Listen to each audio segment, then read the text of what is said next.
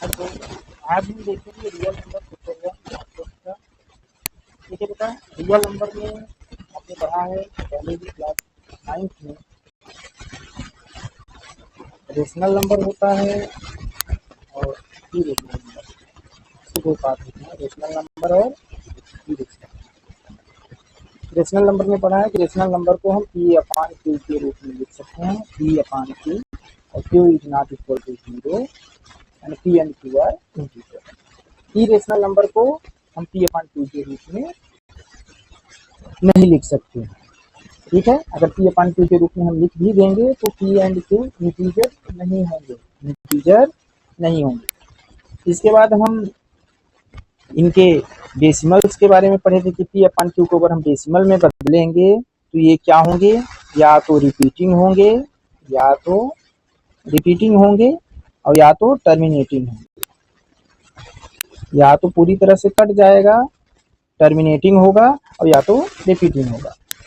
और irrational number के हमने बारे में पढ़ा था कि इरेशनल ना तो रिपीट करेगा ना तो टर्मिनेट करेगा, neither terminating nor repeating, neither terminating nor repeating, ना तो कटेगा कभी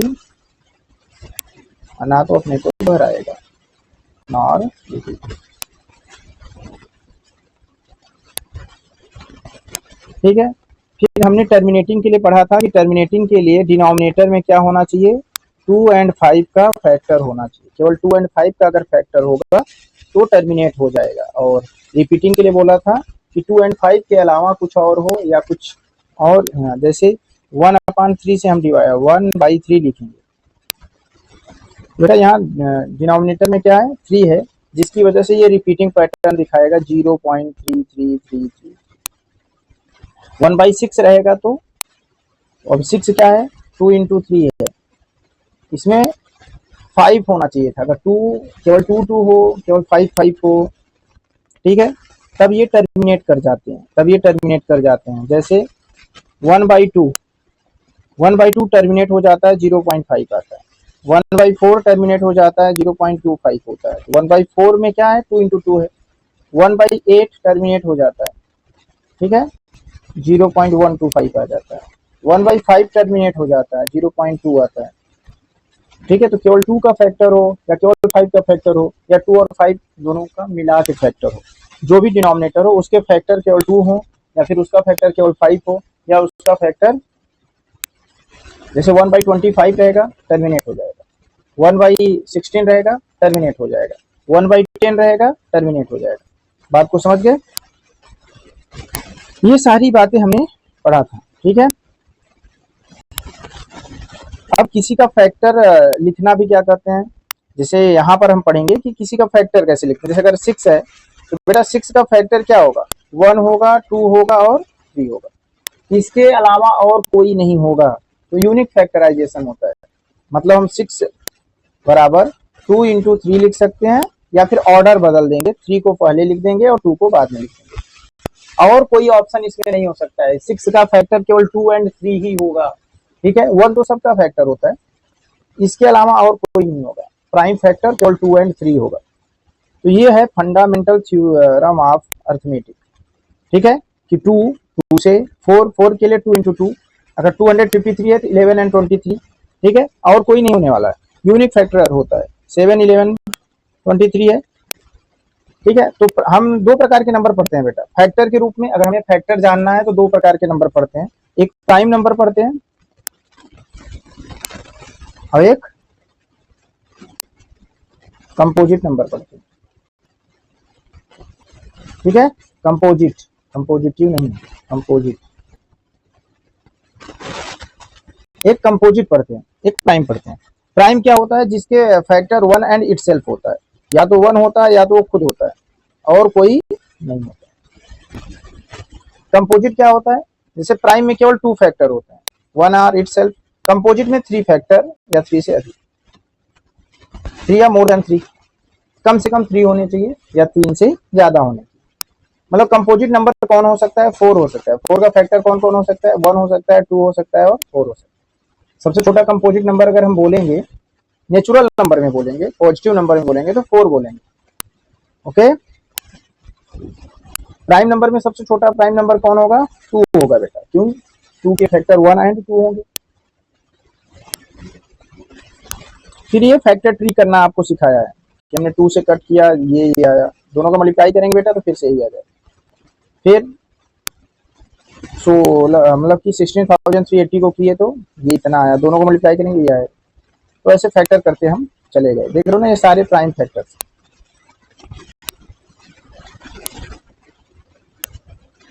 fundamental theorem of arithmetic fact statement is true and is called the fundamental theorem. Theorem 1.1 कह रहा है fundamental theorem of arithmetic, every composite number can be expressed मतलब factorized as a product of prime and this factorization is unique. Unique मतलब होता है बेटा कि नाम ये फिक्स है, एक ही प्रकार से हो सकता है और कोई तरीका नहीं है। आप 6 का फैक्टर कुछ और नहीं ला सकते हो, केवल 2 एंड 3 ही होगा, 5 नहीं हो जाएगा, समझ रहे हो ना, 7 नहीं हो जाएगा। Apart from the order in which the prime factors occur. तो सभी कंपोजिट नंबर को हम एक्सप्रेस कर सकते हैं, दिखा सकते हैं, समझा सकते हैं किस तरह से? प्रोडक्ट ऑफ प्राइम, ठीक है, प्राइम के गुणा के रूप में हम दिखा सकते हैं। एंड दिस फैक्टराइजेशन, और जो ये फैक्टराइजेशन करने का तरीका है ये यूनिक है, हर नंबर के लिए फिक्स है, चेंज नहीं हो सकता है। ऑर्डर फिक्स कर सकते हो, ऑर्डर चेंज कर सकते हो। जैसे अगर मैं बोलता 12 तो बेटा तुम 12 के लिए बोल सकते थे कि 2 इंटू 2 इंटू 3 ऐसा बोल सकते थे, या बोल सकते थे 3 इंटू 2 इंटू 2। लेकिन हम असेंडिंग ऑर्डर लिखते हैं। असेंडिंग ऑर्डर मतलब पहले सबसे छोटा, फिर उससे बड़ा, फिर लास्ट में सबसे बड़ा। 2 बार आने वाला है और 1 बार 3 आएगा। आप पैटर्न चेंज कर सकते हो लेकिन फैक्टर यही रहेंगे, ठीक है।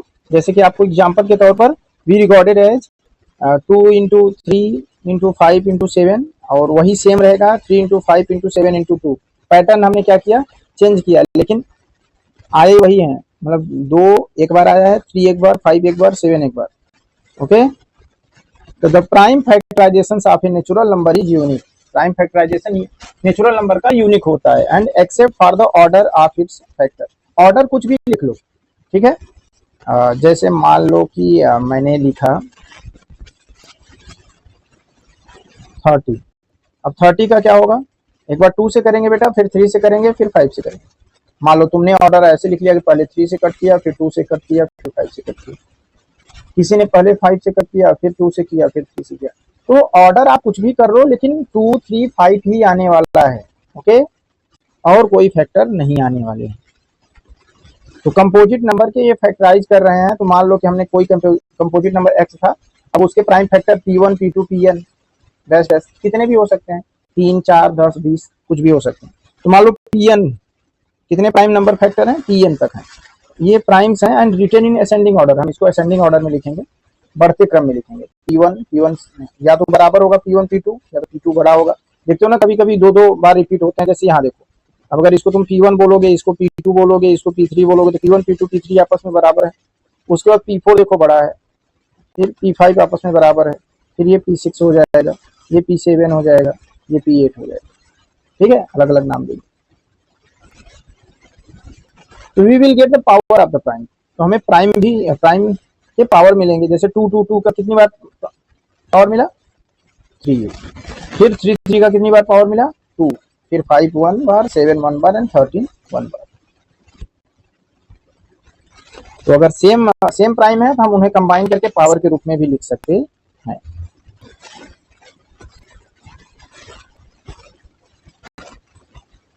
एग्जाम्पल 1 क्या बोलता है? कंसीडर द नंबर 4 के power n where n is a natural number.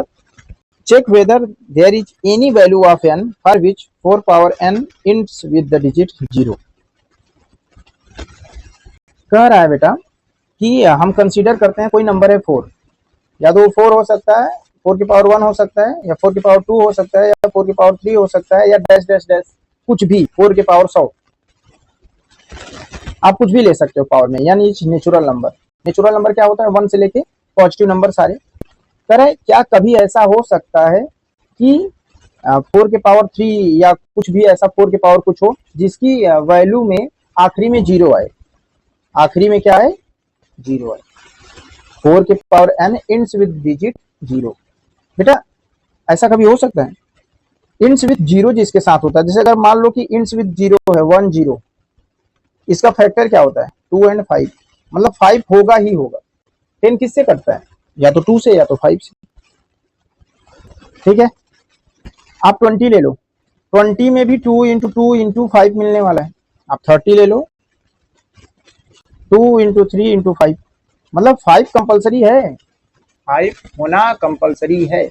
अगर 5 नहीं होगा, ठीक है, और एक 2 नहीं होगा, एक 5 और एक 2 नहीं होगा, तो 10 नहीं आने वाला है, 10 नहीं आने वाला है। क्या 4 में कभी भी 5 आने वाला है? 4 का अगर आप फैक्टराइज करोगे 4 को, तो क्या बोलोगे 2 इंटू 2, यहाँ पर तो 5 है ही नहीं, तो कभी भी ऐसा पॉसिबिलिटी नहीं होगा कि कोई भी 4 का हम कितना बड़ा भी पावर ले लें, 4 की पावर हम 100 ले लें, 4 को हम 100 बार मल्टीप्लाई कर लें, लेकिन 0 नहीं आने वाला है, 0 नहीं आने वाला है। इफ द नंबर 4 की power n for any n, किसी भी n के लिए, where to end with the digit 0, क्या कभी ऐसा होगा कि 4 की पावर कुछ भी हम ले लें और वो 0 से अंत हो, उसके आखिरी में 0 आए, उसका वंस प्लेस में 0 आए, then it would be divisible by 5। ऐसा तभी हो सकता है जब वो 5 से डिविजिबल हो। क्या 4 कभी 5 से डिविजिबल होगा? नहीं होगा। 4 की पावर 2 कभी 5 से डिविजिबल होगा? नहीं होगा। That is prime factorisation of 4 की power n would contain the prime 5। ऐसा तब हो सकता है जब 4 की पावर n में 5 हो, and this is not possible, ऐसा कभी नहीं पॉसिबल है, बिकॉज 4 की पावर n मतलब 2 के पावर 2n, बिकॉज 2 के पावर 2n, ठीक है, 2 के पावर 2n, मतलब कि ये समझ रहे हो ना, 4 को हम ऐसा लिख सकते हैं 2 इंटू 2, और 2 इंटू 2 का मतलब है 2 के पावर 2, और n पहले से था 2 के power 2n। So the only prime in the factorisation of 4n is 2। तो 4 के फैक्टराइजेशन में केवल हमें 2 मिलने वाला है, और कुछ नहीं मिलेगा, कुछ नहीं और मिलेगा। So the uniqueness of the fundamental theorem of arithmetic guarantees that there are no other prime in the factorisation of 4n। तो जो हमारा थ्योरम बताता है कि भाई अगर 4 के फैक्टर में क्या कहते हैं केवल 2 है, तो ये यूनिक है। अब तुम 4 के पावर 2 ले लो, चाहे 4 के पावर 3 ले लो, चाहे 4 के पावर n ले लो, आएगा 2 ही, और कुछ नहीं आएगा, ठीक है। So there is no natural number n, किसी भी नेचुरल नंबर n के लिए, फॉर विच 4 के power n ends with the digit 0। बेटा इस पर एक क्वेश्चन आता है, ठीक है, हमारे एक्सरसाइज में भी एक क्वेश्चन आया है, ऐसे दे देगा कि कुछ भी, और कहेगा कि क्या इसके पावर में कभी 0 होगा, मतलब इसके किसी भी पावर में 0 होगा। तो बेटा अगर उस नंबर में 5 नहीं है, 2 नहीं है, वो 0 कभी नहीं होने वाला, ठीक है। स्टार्टिंग में अगर 0 होगा तो आगे भी 0 मिलेगा, अगर स्टार्टिंग में 0 नहीं है तो 0 नहीं मिलेगा। जैसे अगर हम 10 के पावर कुछ लेते, आगे 0 मिलेगा, कुछ भी ले लो 0 बढ़ता जाएगा, 20 ले लो, कुछ भी ले लो, बढ़ता जाएगा, ठीक है। तो जो हमारा फैक्टर होता है वो यूनिक होता है, पावर बढ़ाने से उसमें कोई अंतर नहीं होगा, ठीक है, 4 4 ही रहेगा, पावर बढ़ाने से उसमें अंतर नहीं होगा, बस 2 की संख्याएं बढ़ जाएंगी। जैसे 4 में 2 बार 2 आएगा, 16 में जैसे 4 के पावर 2 लेंगे तो 4 बार आएगा, लेकिन 5 नहीं आएगा। So you have already learn how to find the HCF and LCM. हम एचसीएफ और एलसीएम निकालना पहले ही सीख चुके हैं, ठीक है। एग्जाम्पल 2 बोलता है find the LCM and HCF of 6 and 23 by the prime factorisation method. ये तो बच्चों वाला है। तो 6 का प्राइम फैक्टर क्या होगा, 2 के पावर 1, 3 के पावर n। अगर हम 20 की बात करेंगे तो 2 इंटू 2 इंटू 5 लिखेंगे, मतलब 2 बार 2 आएगा, 2 के पावर 2 एंड 5 के पावर 1, ठीक है। तो एचसीएफ 2 आएगा और एलसीएम क्या आएगा, 2 इंटू 2 इंटू 3 इंटू 5। अब आप जानते होंगे कि एचसीएफ मतलब होता है कि दोनों में से कॉमन फैक्टर का लोवेस्ट पावर लेना है। कॉमन फैक्टर का क्या लेना है, लोवेस्ट पावर लेना है। एलसीएम में क्या बोला है, दोनों फैक्टर में से दोनों फैक्टर का हाईएस्ट पावर लेना है। दोनों फैक्टर का क्या लेना है, दोनों में से जो जो फैक्टर हैं, जैसे 2 नंबर हमने लिया है, 6 लिया है और 20 लिया है, तो दोनों में से जो जो फैक्टर है उनका हाईएस्ट पावर लेना है। एचसीएफ के लिए देखो क्या बोला है, product of the smallest power, product of the smallest power each common, सभी common prime factor in the number, अगर कॉमन होंगे मतलब इस वाले में भी होंगे और इस वाले में होंगे, उसका लोएस्ट पावर लेना है। अब 2 के पावर 1 इसमें भी है, 2 के पावर 2 इसमें भी है, तो दोनों का लोएस्ट पावर क्या है, 2 के पावर 1। अब 3 इसमें तो है लेकिन 3 इसमें नहीं है, 5 इसमें है लेकिन इसमें नहीं है, तो जो कॉमन नहीं है उसको हम नहीं लेने वाले हैं एचसीएफ में। एलसीएम क्या बोलता है? Product of the greatest power. हमें गुणा करना है किसका? Greatest power, each prime factor. जितने प्राइम फैक्टर मिले हैं सबका ग्रेटेस्ट पावर लेना है एलसीएम जब लेना है तो। इन्वॉल्व इन द नंबर, तो वहां पर 2 भी इन्वॉल्व हुआ है, 2 का हाईएस्ट पावर क्या है? 2। फिर 3 भी इन्वॉल्व हुआ है, 3 का हाईएस्ट पावर क्या है? 1। और 5 भी इन्वॉल्व हुआ है, 5 का हाईएस्ट पावर क्या है? 1। तो जो जो फैक्टर दोनों में इन्वॉल्व हुए हैं, 2 भी इन्वॉल्व है, 3 भी इन्वॉल्व है और 5 भी इन्वॉल्व है, तो हम ऐसे एलसीएम निकालते हैं। तो from the example above you might have noticed HCF of 6 and 20 and LCM of 6 and 20। आप एचसीएफ को ले लो और एलसीएम को ले लो और दोनों को मल्टीप्लाई कर लो, देखो क्या आता है। तो आप देखोगे कि दोनों नंबर का मल्टीप्लाई करना और एलसीएम और एचसीएफ का मल्टीप्लाई करना आपस में बराबर आता है। मतलब product of HCF of A and B multiply LCM of A and B equal to A into B. अब ए इंटू बी और इन्हीं को चाहे मल्टीप्लाई बोले चाहे प्रोडक्ट बोले, एक ही बात है, ठीक है। अब ये देखो एचसीएफ क्या है बेटा? 2 आया। अब अगर एलसीएम की बात करेंगे तो क्या आएगा? 60 आएगा। 2 2 जा 4, 4 3 जा 12 एंड 12 5 जा 60। बेटा 60 और 2 का मल्टीप्लाई करोगे तो आएगा 120, और 6 और 20 का आपस में मल्टीप्लाई करोगे तो क्या आएगा? 120। तो दोनों नंबर का मल्टीप्लाई और उनके एचसीएफ और एलसीएम का मल्टीप्लाई बराबर आ रहा है। 6 and 20 का मल्टीप्लाई 120, इनके एलसीएम और एचसीएफ का मल्टीप्लाई, एचसीएफ 2 है और एलसीएम 20 है, 60 है। 60 and 2 का मल्टीप्लाई वो भी 120 आ रहा है। Example 3, find the HCF of, हमें एचसीएफ निकालना है 96 and 404 by the prime factorisation method, hence find their LCM. ठीक है, आप ऐसे भी निकाल सकते हो जैसे पहले निकाला करते थे, ठीक है।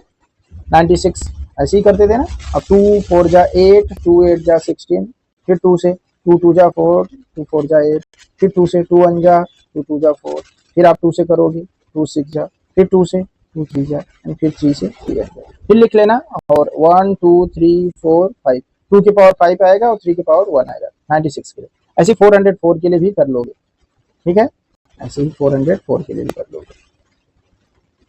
अब कहोगे 2 से कट करेंगे, 2 2 जा 0, 2 2 जा, फिर 2 से कट करेंगे 1 0 1। अब 101 से ही कटेगा, प्राइम नंबर है। So prime factorisation of 96 and 404 gives, 96 के लिए 2 के पावर 5 आया बेटा, अभी किए थे 1 2 3 4 5, 2 कितनी बार आया था? 5 बार आया था, और 3 1 बार आया था। 404 का किए तो 2 बार 2 आया था और एक बार 101 आया था, क्योंकि 101 और किसी से नहीं कटेगा। आप चेक कर लेना, 2 से 3 से 5 से 7 से 11 से चेक कर लो, 13 से 17 19 कटेगा नहीं। Therefore the HCF of these two integer each, इनकी एचसीएफ की अगर हम बात करेंगे तो दोनों में कॉमन फैक्टर क्या है बेटा? 2 है। अब 2 का लोएस्ट पावर क्या है? 2 के पावर 2, तो 2 के पावर 2 इसका एचसीएफ हो जाएगा। अब हम अगर एलसीएम निकालना चाहेंगे, मैंने बोला था ना प्रोडक्ट ऑफ 2 नंबर, एलसीएम और एचसीएफ का मल्टीप्लाई बराबर product of 2 number A into D. अब मुझे अगर एचसीएफ पता है तो एलसीएम अगर पता करना है बेटा तो A into D divided by HCF, क्योंकि एचसीएफ को हम उधर भेजेंगे। लीनियर इक्वेशन बन गया ना, this equal to this, linear equation बन गया। अब कोई लेफ्ट से राइट जाएगा, ये इधर से उधर जाएगा तो डिवाइड में जाएगा। अभी यहाँ मल्टीप्लाई में है तो वहां क्या जाएगा? डिवाइड में जाएगा, अपान में जाता है। तो एचसीएफ ऑफ 96 एंड 404 कितना है? 4 है, तो 4 से डिवाइड कर दो, कट कर दो 101। अब 96 और 101 का मल्टीप्लाई कर दो, इतना आएगा 96 96। इजी है, कोई प्रॉब्लम नहीं है ना। अगर मुझे एलसीएम पता रहता, एचसीएफ निकालना होता तो एलसीएम से डिवाइड कर देते।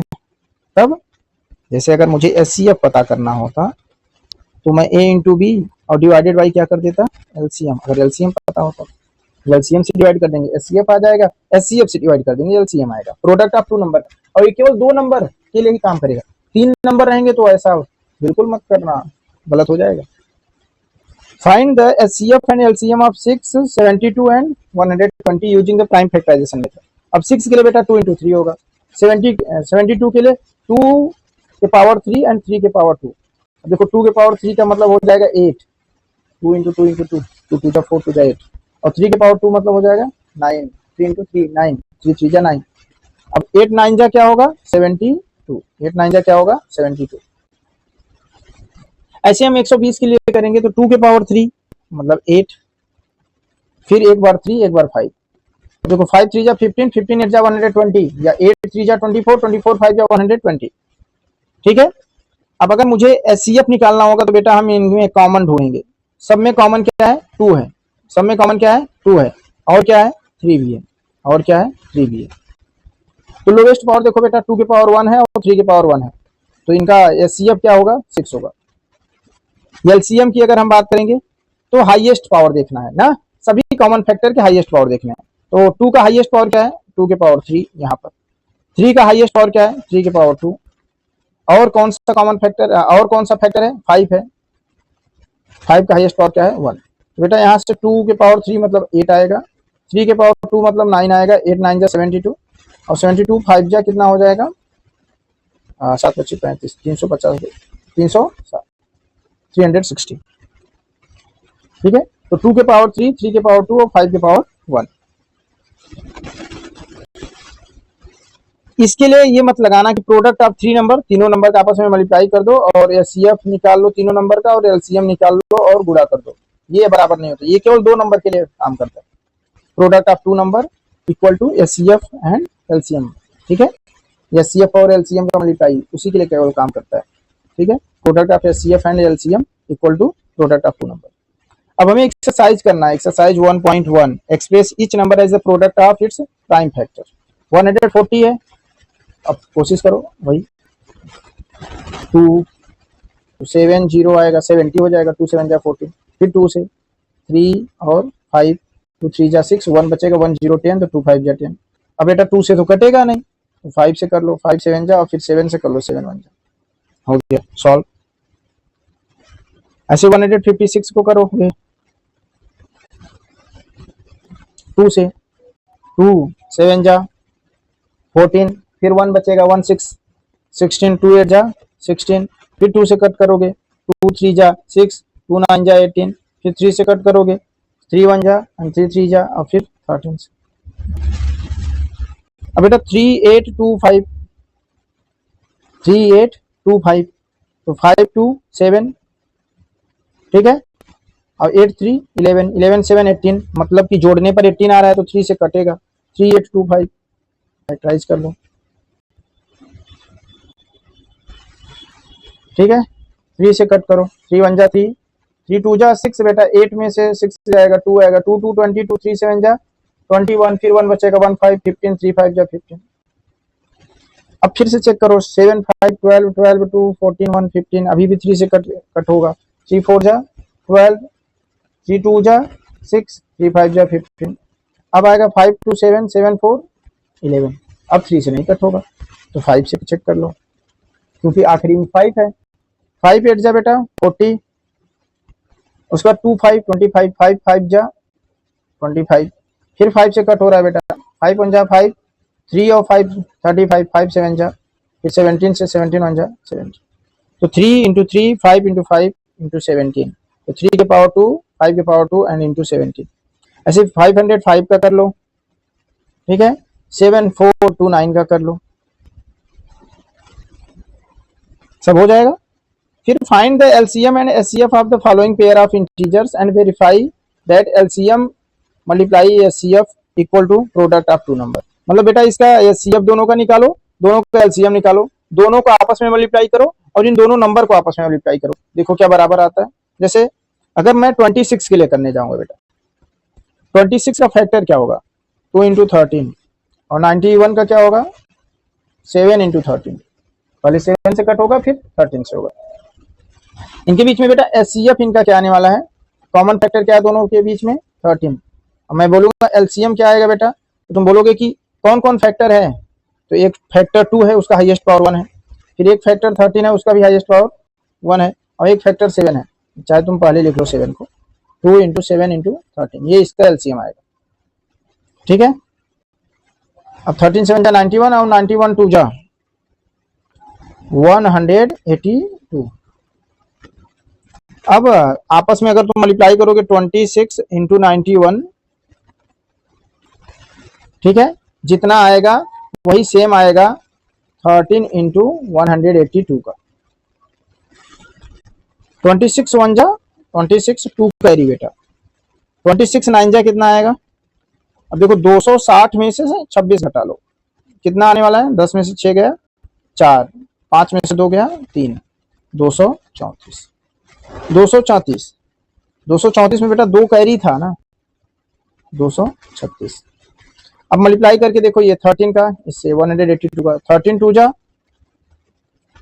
जा 26, 2 कैरी बेटा, 13 8 जा 104, 104 और 2 106, 10 कैरी 106, तो 10 कैरी, फिर 13 वन जा 13 और 10 23, तो वही सेम आया ना 2366।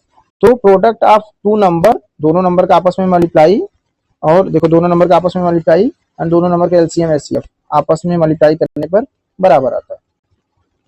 यही सेम चीज आपको इसमें भी करना है, एलसीएम एचसीएफ निकाल लो और मल्टीप्लाई कर दो, और दोनों नंबर का मल्टीप्लाई कर दो, एलसीएम एचसीएफ निकाल दो, दोनों नंबर का मल्टीप्लाई कर दो।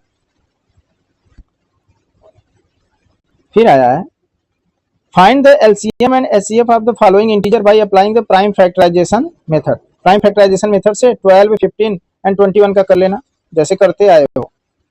12 के लिए 2 6 जा 12, 2 3 जा एंड 3 1। तो 12 के लिए लिखोगे 2 इंटू 2 इंटू 3। ऐसे 15 के लिए लिखोगे 3 इंटू 5, और 21 के लिए लिखोगे 3 इंटू 7। और कुछ नहीं करना था इसमें। इसके बाद बेटा अगर मैं तुमसे कहता कि इनके एलसीएम बताओ, तो तुम कहते कि एलसीएम तो निकल आएगा, एचसीएफ अगर बताओ तो कोई भी कॉमन नहीं है, कोई भी फैक्टर कॉमन है क्या? कहेंगे हाँ, केवल 3 बस है 3 बस कॉमन है, तो इनके एचसीएफ क्या आएंगे? केवल 3। और जब पूछा जाएगा एलसीएम क्या आएगा बेटा, तो कहेंगे कि 2 है, 2 के पावर 2 है हाईएस्ट पावर, फिर 3 भी है हाईएस्ट पावर 1 है, फिर 5 भी है हाईएस्ट पावर 1 है, और 7 भी है, उसका भी हाईएस्ट पावर क्या है बेटा? 1 है। अब पावर यहाँ नहीं लिख रहे हैं, लेकिन अब अगर उसी को लिख दे रहे हैं मतलब पावर 1 है ना, ये इसका एलसीएम आ जाए। 2 2 जा 4, 4 3 जा 12, 12 5 जा 60 एंड 67 जा 420। ऐसे ही तुमको इसका भी निकालना है। अब 17 तो देखो डायरेक्ट प्राइम है, 23 भी डायरेक्ट प्राइम है, और 29 भी डायरेक्ट प्राइम है, तो 1 इंटू 17 लिखना, 1 इंटू 23 लिखना एंड 1 इंटू 29 लिखना। इसका एचसीएफ तो 1 आएगा, कोई भी फैक्टर नहीं है, कॉमन तो 1 है। एलसीएम इसका क्या आएगा? 17 इंटू 23 इंटू 29, ये इसका एलसीएम आएगा। 8 9 एंड 25 में देखोगे तो यहाँ 2 इंटू 2 इंटू 2 आएगा 8 में, 9 में 3 इंटू 3 आएगा, एंड 25 में 5 इंटू 5 आएगा। तो कोई भी कॉमन फैक्टर नहीं है बेटा, तो इसका एचसीएफ क्या आएगा? 1 आएगा। कोई भी कॉमन फैक्टर नहीं तो 1 आएगा। और एलसीएम क्या आएगा? जो फैक्टर है, मतलब 2 की पावर 3, 3 की पावर 2 एंड 5 की पावर 2। गिवन दैट, ऐसा दिया गया है 306 एंड 657 का एचसीएफ 9 है, तो इसका एलसीएम बताओ। बेटा हमने बताया था product of two number equal to LCM into HCF. अब अगर मुझे एचसीएफ पता है, एलसीएम निकालना है, तो दोनों नंबर का मल्टीप्लाई डिवाइडेड बाई एचसीएफ। अब अगर मुझे एचसीएफ निकालना है तो डिवाइडेड बाई एलसीएम। तो दोनों नंबर कौन कौन है? 306 इंटू 657 और डिवाइडेड बाई एचसीएफ कितना है बेटा? 9 है, 9 से डिवाइड कर दो। अब दोनों कटेंगे, एचसीएफ 9 है तो किसी को भी कट कर लो। 9 से 3 जा 27 और 3 बचेगा 3 6 36, 9 4 जा 36। अब आपस में मल्टीप्लाई कर लेना, एलसीएम आ जाएगा। चेक वेदर, क्या कभी भी 6 के power n can be end with the digit 0 for any natural number n। ये क्वेश्चन पिछली बार जो 4 के पावर n के लिए चेक करने को आया था, एग्जाम्पल में है। तो 4 के पावर n का हमने क्या निकाला था? फैक्टर। ऐसे हम 6 के पावर n का भी फैक्टर लिखेंगे। अब n बराबर नेचुरल नंबर है तो n 1 भी हो सकता है। अगर 6 के पावर 1 होता तो इसका फैक्टर क्या होता बेटा? 2 इंटू 3, और लास्ट डिजिट 0 आने के लिए 5 होना चाहिए, 2 इंटू 5 होना चाहिए। क्या होना चाहिए? 2 इंटू 5, एक बार तो होना ही चाहिए। नहीं है, अगर नहीं है तो नहीं होगा, कभी भी 0 नहीं आएगा। एक्सप्लेन करना है वाई 7 इंटू 11 इंटू 13 प्लस 13 या फिर 6 into 7 into 6 into 5 into 4 into 3 into 2 into 1 plus 5 are composite number. तो कंपोजिट नंबर अगर इनका फैक्टर 1 या इटसेल्फ होगा तब तो ये प्राइम होंगे, अगर कोई और फैक्टर हो गया तो ये कंपोजिट हो जाएंगे। अब अगर तुम ध्यान से देखो तो 13 दोनों में है, कॉमन हो जाएगा 13, तो 13 को कॉमन ले लो बेटा। जब 13 कॉमन ले लोगे तो यहाँ क्या बचेगा 7 इंटू 11 और प्लस इसमें से 13 कॉमन ले लोगे तो 1 मिलेगा। आता है इतना, ठीक है। कॉमन लिए हैं और कुछ नहीं किए हैं, दोनों में से मैंने 13 कॉमन ले लिया है, ब्रैकेट से बाहर ले लिया है ना, ब्रैकेट लगा के। अब ब्रैकेट के अंदर 11 7 जा 77 आएगा और प्लस 1 आएगा, और बाहर क्या है 13 है जो कि मल्टीप्लाई ही है। अब 77 और 1 78 और मल्टीप्लाई 13। 78 को अगर बेटा फैक्टराइज करोगे तो एक बार 2 से कट करोगे, उसके बाद 3 से कट करोगे, 2 3 जा 6 और उसके बाद 13 से करोगे, 13 6 जा 78 होता है ना। ये इसके फैक्टर्स हैं। अब इसके फैक्टर क्या कहते हैं, अदर देन 1 एंड इटसेल्फ है, तो ये कंपोजिट नंबर प्रूफ हो गया ना, क्योंकि इसका फैक्टर 13 भी है, 2 भी है, 3 भी है, तो ये हो गया कंपोजिट नंबर। दूसरे वाले में भी देखो तो बेटा यहाँ भी 5 है और यहाँ भी 5 है, 5 कॉमन ले लो। जब 5 कॉमन ले लोगे तो क्या बचेगा 7 6 7 इंटू 6, 5 तो कॉमन हो गया, 4 इंटू 3 इंटू 2 और 1 लिखने की जरूरत नहीं, लिख लो 1 इंटू 1। अब बेटा यहाँ से 5 कॉमन लोगे तो 1 मिलेगा प्लस 1। अब 5 इंटू 2 3 जा 6 6 4 जा 24 और 7 6 जा 42 और 24 आया। अब मल्टीप्लाई कर लो, 24 2 जा 48, 4 कैरी, 24 4 जा 96, 96 एंड 4 100, 108 आया इसका मल्टीप्लाई और प्लस 1। तो 5 इंटू 1009 बेटा। अब 1009 अगर किसी से नहीं भी कटेगा तो इसके फैक्टर 5 एंड 1009 है ना, ठीक है। अदर देन 1 एंड इटसेल्फ हो गया ना, अगर एक भी फैक्टर अगर कुछ और मिल जाएगा तो वो फैक्टराइज तो हो ही जाएगा। तो 5 इंटू 109 तो इसके फैक्टर हैं, इसलिए ये कंपोजिट नंबर कहलाए। There is a circular path, एक सर्कुलर पाथ है अराउंड अ स्पोर्ट फील्ड के चारों तरफ सर्कल है, सर्कुलर पाथ है जिसपे कि चक्कर मार रहे हैं। Sonia takes 18 minute to drive 1 round, एक चक्कर मारने में सोनिया को 18 मिनट लगते हैं of the field, and while Ravi को 12 मिनट लगते हैं उसी सेम फील्ड पर। करेक्ट, सपोज करो कि दोनों एक साथ स्टार्ट किए, they both start at the same point, एक ही जगह से सेम टाइम पे शुरू करते हैं, and go in the same direction, और एक ही डायरेक्शन में जाते हैं। Correct, how many minutes will they meet again at the starting point, कब ऐसा होगा कि वो फिर से मिलेंगे। जैसे मान लो अगर यहाँ से शुरू किए दोनों एक साथ, अब होगा क्या कि एक लोग तो पहले ही चक्कर मार के आ जाएंगे 12 मिनट में, दूसरी चक्कर मारने चले जाएंगे पहला, और जो स्लो चल रहा है वो उसको टाइम लगेगा, वो 18 मिनट के बाद पहुंचेगा, तो वो यहाँ पर नहीं मिलेगा, फिर वो दूसरी राउंड के लिए जाएगा।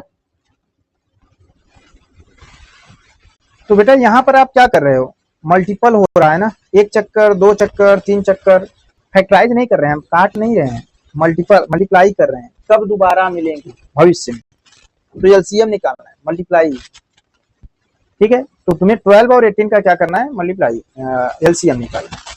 12 और 18 का क्या करना है, एलसीएम निकालना है। एक साथ भी कर सकते हो, अलग अलग भी कर सकते हो, चाहे अलग अलग कर लो, 2 6 जा 2, फिर 18 का अलग से कर लो, 2 9 जा, फिर 3 से 3 जा।